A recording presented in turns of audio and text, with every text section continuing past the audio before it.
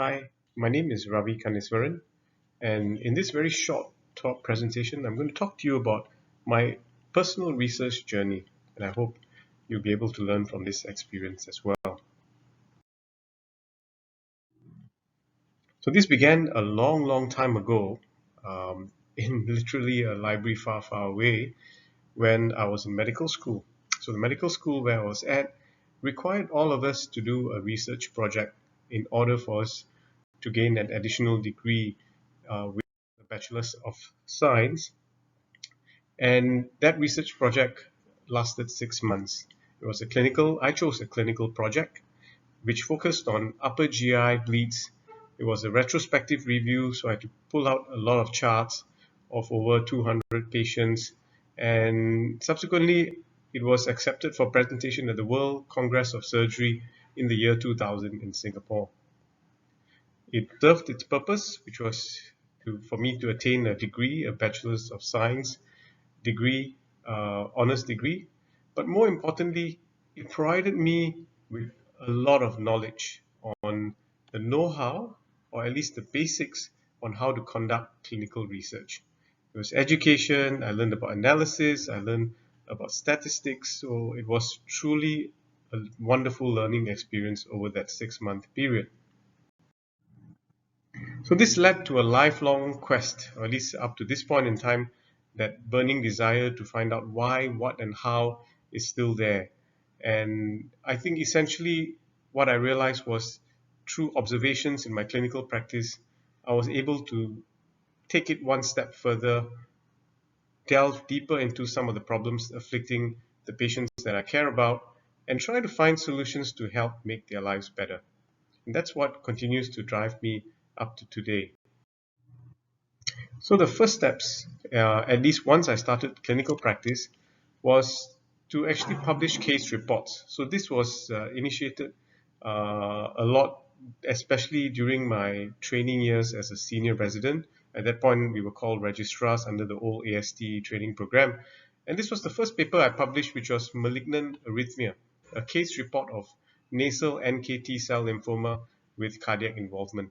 I had a lot of help with this from my mentors who are listed there as well.